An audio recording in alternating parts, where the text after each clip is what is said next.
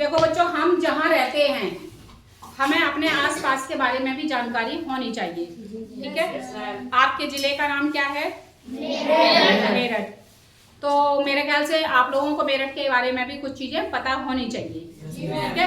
इतना जागरूक हर नागरिक को होना चाहिए कि आप जहाँ रह रहे हैं वहाँ का इतिहास क्या है, भूगोल क्या है, वहाँ की कौन चीजें फेमस हैं और राजनीतिक स्थिति क्या है, ठीक है।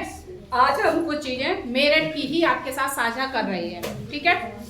देखिए, मेरठ से जुड़े हुए महत्वपूर्ण 10 पॉइंट हमने इसमें लिखे हैं, ठीक है। 10 पॉइंट में पहला है कि मेरठ का ऐतिहासिक नाम। अभी आप जिसे मेरठ मेरठ बोलते हो, इतिहास मतलब महाभारत काल में इसका नाम एक था मय राष्ट्र, मय राष्ट्र, जिसको माया राष्ट्र भी बोलते हैं। और माया राष्ट्र से मय राष्ट्र, और मय राष्ट्र से ही धीरे धीरे होते हुए ये मेरठ पड़ा है, ठीक है। दूसरा, मेरठ के पिन कोड नंबर, मेरठ के 3 पिन कोड नंबर हैं, मेरठ कैंट का, मेरठ का और मेरठ कचहरी का, तीनों के हैं 25 नहीं, चलो 250001, 250002 और 250003, ठीक है। ये तीनों पिन कोड नंबर मेरठ से जुड़े हैं। मेरठ का गठन कब हुआ? जब अंग्रेजी शासन था यहाँ, तो 1818 में मेरठ का गठन हुआ था, ठीक है, 1818 में। एक होता है आरटीओ कोड, जो हमारी मोटरसाइकिल, कारें, इन पे अक्सर कर ये नंबर पड़ा होता है, यूपी 15, ठीक है। तो मेरठ का आरटीओ है, कोड जो है वो यूपी 15 है, ठीक है। इसके बाद आता है मेरठ का क्षेत्रफल, मतलब मेरठ कितनी जगह में फैला हुआ है, कितना बड़ा है एरिया के। जैसे तुम्हारा घर होता है तो घर की भी एक नाप होती है कि 100 गज का, 150 गज का, 250 गज का क्या है। इसी तरह से मेरठ का क्षेत्रफल कितना? 2590 वर्ग किलोमीटर, ठीक है। इसी तरह मेरठ की जनसंख्या कितनी है? 2021, अब चल रहा है 25, ठीक है। तो 2021 के अनुसार लगभग 36 लाख से अधिक है। तो अब तो और ज्यादा हो गई होगी, हो सकता है कि इन 3-4 साल में 38-40 के हेर फेर में पहुंच गई हो, ठीक है, यानी 40 लाख के।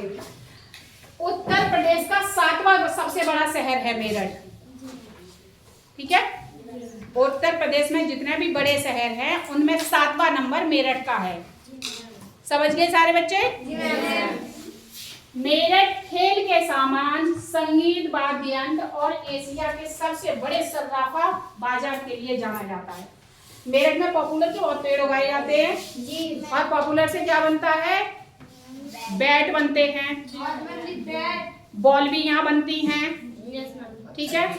और कैरम बोर्ड, मतलब लकड़ी का खेल का सामान, खेल का पूरा ही जो सबसे बड़ा सामान है सूरज कुंड, वो मेरठ में है। और लोग बाहर से यहाँ से खरीदने आते हैं, बड़े बड़े क्रिकेटर भी आते हैं यहाँ खरीदने, है ना। हाँ, वो सोफे बेड की बात नहीं हो रही, बात हो रही सिर्फ खेल के सामान की, ठीक है। तो खेल का सामान क्रिकेटर भी यहाँ से खरीदने आते हैं और विदेशों को भी निर्यात किया जाता है, मतलब देशों को देश से बाहर जो भेजा जाता है उसे निर्यात करना कहते हैं, ठीक है।